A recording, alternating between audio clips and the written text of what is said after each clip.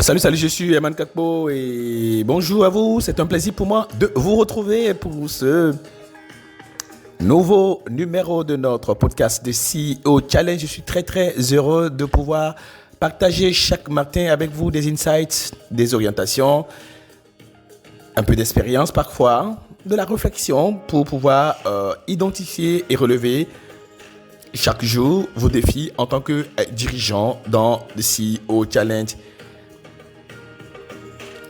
Eh bien, c'est une opportunité de réflexion, de contact pour rester, comme on a dit, in the battle, donc tout le temps dans le combat, dans le game, on va dire comme ça, pour ne jamais perdre de vue les enjeux, pour rester en mesure de penser, d'agir correctement sous pression, de décider, d'être en mesure, donc du coup, de pouvoir créer les conditions de production de résultats pour nos entreprises, pour nos collaborateurs, pour nos équipes. C'est ce qui est attendu de nous, les dirigeants. Oui, le dirigeant, il doit imprimer constamment la marque, même s'ils ne sont pas toujours à la hauteur. Mais tiens, nous devons clairement quand même décider d'être à la hauteur. Et comment il faut s'alimenter chaque jour pour pouvoir y arriver? Eh bien, c'est ce que j'essaierai de faire chaque jour avec vous à travers le podcast de CEO Challenge. Que Dieu m'y aide. Allez, aujourd'hui, de quoi est-ce que nous allons parler? Nous allons parler du besoin d'accepter et imprimer la culture de son entreprise. Accepter, imprimer la culture de son entreprise. Je sais que nous sommes dans un monde où les gens veulent penser et agir comme ils veulent, et les gens veulent se comporter comme ils veulent. On parle de liberté. Quelqu'un m'a dit la dernière fois que, tu sais, aujourd'hui, il y a des nouvelles réalités. Il y a ce qu'on appelle l'entreprise libérée. J'ai dit, mais c'est quoi l'entreprise libérée? Il me dit, une entreprise libérée, c'est une entreprise dans laquelle les collaborateurs ont la possibilité de décider, contribuent, ils ont de la flexibilité, etc., etc. Il dit, ah, ok, c'est bien, ok, magnifique. Mais dites-moi, je vais vous poser une question. Qu'est-ce qui différencie une entreprise d'une autre entreprise? Il me dit, bon, ça dépend. Il y a le leadership, d'accord. Il dit, quoi d'autre? Il me l'a dit, ses résultats et ses performances. Il dit, oh, magnifique. Quoi d'autre?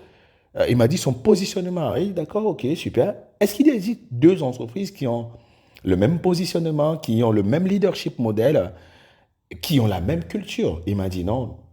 Est-ce que parfois une entreprise arrive à produire des niveaux de résultats supérieurs parce que sa culture est différente? Il me dit clairement, oui, clairement, oui. Ok, super. Donc, ce qui différencie une entreprise d'une autre, c'est la culture d'entreprise, la culture de l'entreprise. Alors, la culture d'entreprise, c'est on va dire, une sorte de mélange entre la façon dont on pense dans une entreprise et la façon dont on pense dans une entreprise. Qu'est-ce qui régit les pratiques? Quelles sont les règles écrites ou non écrites qui font que cette entreprise arrive à produire du résultat que les autres n'arrivent pas à produire? Alors que j'ai échangé avec un directeur des risques sur ces difficultés d'adaptation d'une entreprise qu'il venait d'intégrer 6 mois plus tôt, il me confie. Eh bien, tu sais quoi? Je dois t'avouer qu'avant d'intégrer cette entreprise, j'idéalisais beaucoup. Mais même lors de mon entretien, le PCA m'a dit qu'il avait besoin de moi pour mettre un peu de l'ordre. Et malgré qu'il m'ait dit cela, je ne m'attendais pas à avoir autant de désordre. Ils ont une culture et des comportements que je trouve plutôt très légers. Alors, je lui pose une question, je lui demandais, mais qu'as-tu aimé en eux et que tu n'aimes plus? Il reprit, ce n'est pas que je n'aime plus. Ils ont une belle ambition, une belle marque. Ils ont leur culture de l'innovation, elle est excellente. Ils sont une référence dans leur secteur. Les actionnaires, du fait du niveau de rentabilité, n'ont pas de quoi se plaindre puisque les chiffres sont excellents. Mais c'est trop informel. On dirait des lycéens en camping tous les jours de l'année. Je dis, ok, dis donc, je vois où est-ce que tu veux en venir. Je vois qu'est-ce que tu veux dire. Je ne sais pas si vous voyez un peu ce que ce gars il est en train de décrire. En réalité, cette entreprise a un tel niveau d'excellence à cause de sa culture, à cause de l'état d'esprit, à cause des pratiques. Les gens sont peut-être légers là-bas, ils sont peut-être comme dans un camping, n'est-ce pas, de lycéens toute l'année, ils sont trop informels, ils sont légers selon lui, mais ils produisent du résultat, ils ont une belle marque, ils ont une bonne culture d'innovation. Et les gens sont heureux d'être là-bas, il y a du résultat, mais peut-être il y a des risques. C'est pour ça qu'on a recruté ce directeur des risques pour pouvoir, donc, du coup, prévenir les risques. C'est tout. Mais la question importante est de savoir, est-ce qu'il faudra changer, n'est-ce pas, la culture de l'entreprise pour répondre à ce que ce directeur des risques veut? On a dit de mettre de l'ordre, mais s'il faut mettre de l'ordre, sur quoi est-ce qu'il faudra agir? Est-ce qu'il faut créer des process huilés pour prévenir les risques ou demander aux gens de ne plus être informels? Alors, sans doute, il y a des changements à apporter, mais il faut apporter ces changements euh, sans dénaturer l'entreprise. Parce que si ce qui fait la force de cette entreprise-là, ce qui fait que cette entreprise a une différence par rapport aux autres, on vient couper ça, eh bien, on n'aura pas de résultat. N'est-ce pas? En général, nous ne comprenons pas et nous ne savons pas que c'est une entreprise délivre un certain niveau de résultats précis à cause de son ADN, à cause de la façon dont les gens pensent et agissent là-bas. Et l'entreprise peut ne pas produire du résultat à cause de son ADN, la façon dont les gens pensent et agissent comme ça, là-bas. On appelle ça la culture d'entreprise, n'est-ce pas? Mais il faut comprendre quelque chose de très important. Lorsque la culture d'entreprise est une culture de la performance, c'est-à-dire que la façon dont les gens pensent et agissent chez nous permet de produire du résultat, même si ça allait léger, même si ça allait choquant, on reste là-dessus. Par exemple, chez nous à HNC, on a une culture qui ne plaît pas à beaucoup de gens. Tout simplement parce que dans notre façon de conduire les formations, nous sommes directs, parfois directifs, et parfois choquants, parfois précis. La dernière fois, une DRH que je connais, et je savais très bien que elle est une dame de principe, c'est même une dame de fer. Et elle a suivi le programme dirigeant, on a formé le CODI de son entreprise. Et à un moment donné, j'ai vu ses réactions. J'ai dit, mais tiens, toi, tu es en train de te transformer là, qu'est-ce qui se passe? Et non, c'est ainsi. Au début, vous m'énerviez. Mais à force que je réfléchis, même si ce que vous dites est choquant, eh bien, on commence par s'y habituer parce que c'est du vrai. Et il dit, d'accord. Et j'ai fait une blague sur son directeur financier. Il a dit, non, écoute, je ne suis pas choqué, c'est Dieu ainsi. On est habitué maintenant. En fait, ce que cette dame était en train de me dire, c'est que vous n'avez pas besoin de changer parce que votre truc marche. Au début, ça ne passe pas, mais ça marche. Donc, en matière de culture d'entreprise, une culture qui marche, on n'innove pas. Je reprends. En matière de culture d'entreprise, une culture qui marche, on n'innove pas. Et tout dirigeant qui a réussi à instaurer une culture qui marche ne doit pas avoir peur, non seulement de la généraliser, mais de la perpétuer. La dictature culturelle est le seul domaine dans lequel la dictature est possible. Et on doit éviter d'être léger. On doit éviter de vouloir plaire aux autres, de vouloir changer notre culture pour plaire aux gens. Tant que ça produit du résultat, il n'y a pas à la changer. If it work, fix it. Comme ça a été le cas où ce directeur des risques a été appelé par le conseil d'administration, donc du coup, pour, on va dire, entre guillemets, mettre de l'ordre, il est question, donc du coup, de prévenir les risques. Et de prévenir les risques, de mettre des garde-fous. Mais ça, il ne s'agit pas de cantonner les gens. Je vais vous donner une image pour que vous puissiez comprendre en fait de ce que nous parlons ici. On dit que vous avez une piscine et vous sautez là-dedans. Vous pouvez nager, même fumer, tout ce que vous voulez. Il y a peut-être des règles, on dit on ne fume pas dans la piscine. Il y a des gens qui mangent dans une piscine, n'est-ce pas? Il y a des gens qui font l'amour dans une piscine. Mais on dit on ne sort pas du cadre. Donc il y a un cadre qui a été dessiné. Mais dans ce cadre-là, tout est permis, tout est possible.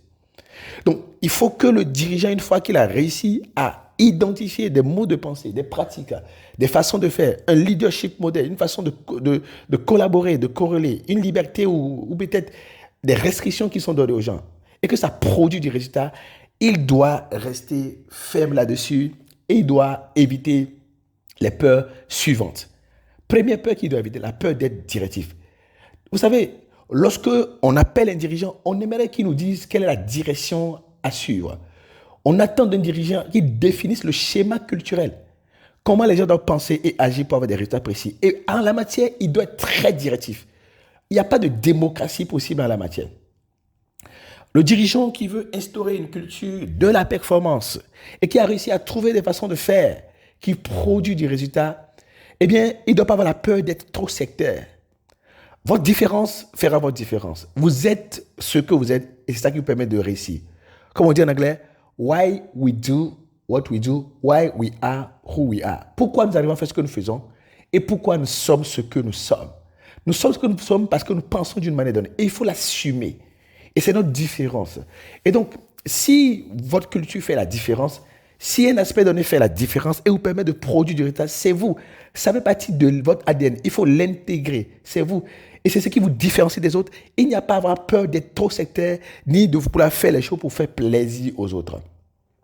Lorsqu'il faut instaurer et animer efficacement une culture d'entreprise, il ne faut pas avoir peur d'être dur.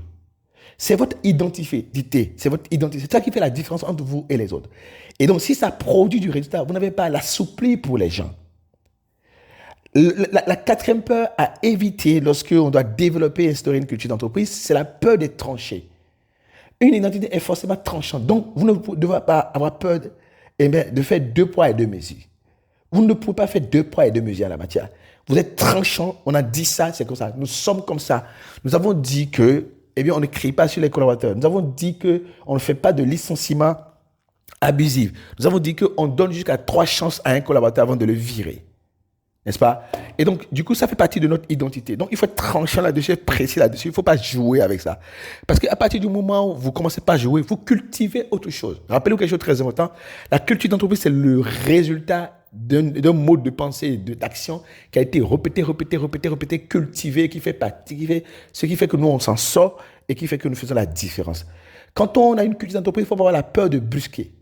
C'est dès le début que vous devez montrer aux gens, aux nouvelles entrants, qui entrent tout de suite pour dire voici comment les choses se passent chez nous ici.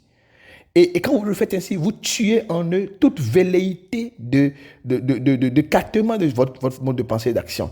Toute velléité, donc du coup, eh bien, d'intoxication, d'importation d'une gêne, d'une façon de penser qui n'est pas alignée sur votre façon de penser à vous et qui permet de produire du résultat chez vous et qui a toujours permis de produire du résultat chez vous. Et même si vous commencez par avoir des burn-out, tout ça, eh bien, c'est pas parce qu'il y a des burn-out que vous commencez par vouloir diminuer votre rythme de travail. Votre rythme de travail vous a toujours permis de produire du résultat. Et ouais, vous êtes sur un champ de bataille et vous produisez du résultat parce que vous agissez, vous comportez d'une manière donnée. La peur d'éliminer. La peur d'éliminer. S'il y a un élément culturel qui ne fait ses preuves, qui ne produit plus, il faut l'éliminer. De la même manière, s'il y a une personne qui n'est plus en adéquation avec votre ADN, votre culture d'entreprise, il faut l'éliminer ou l'adapter.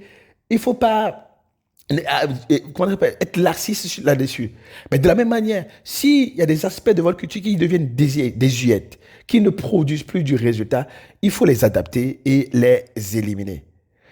J'étais dans le bureau d'un DG la dernière fois pour faire le point sur un programme en cours avec son comité de direction. Il me dit, Eman, tu sais, tout va bien pour le moment. C'est choquant, ce que vous faites, votre approche est très choquante, mais c'est ça le but du jeu. Il était question pour nous de montrer aux gens que notre façon de penser ne fait pas l'affaire. Et c'est ça qui prouve que on est en train de créer, vous êtes en train de créer les conditions de la transformation culturelle dont nous avons besoin. J'étais avec mon collègue et député CEO Zoumana Coulibaly, nous nous sommes regardés et on s'est dit, bah tiens, écoute, ça c'est du HNC. Beaucoup de gens n'aiment pas ça, mais c'est du HNC et nous, on l'assume. Vous voyez ce que je dis un peu? Une culture d'entreprise doit être assumée. Et si on n'a pas encore une culture d'entreprise, eh bien, on a créé un module qu'on appelle design organisationnel. Dans le module, donc, du coup, est intitulé design organisationnel, optimisé, culture de la performance et pilotage efficace du changement organisationnel. C'est un module en masterclass que vous pouvez trouver sur notre site internet www.coaching10x.net, coaching10x.net, ou dans le parcours dirigeant certifié, toujours disponible sur la plateforme coaching10x.net. Nous avons tout expliqué là-bas sur comment il faut designer une organisation, pour comment il faut créer une culture d'entreprise, comment intégrer cette culture d'entreprise, comment faire de la transformation organisationnelle au fur et à mesure, de manière à finir par aboutir à une ADN, à une façon de penser et d'agir qui fait la différence entre vous et les autres, qui fera que vous allez être ce que vous êtes, qui fera que vous allez obtenir des résultats que la plupart des gens n'arrivent pas à obtenir. J'étais très heureux d'avoir été avec vous aujourd'hui. Je serai très heureux de vous retrouver demain pour un autre numéro de notre podcast de CEO Challenge. Je suis Eman Kakpo. Bonne journée à vous. On se retrouve très, très, très vite.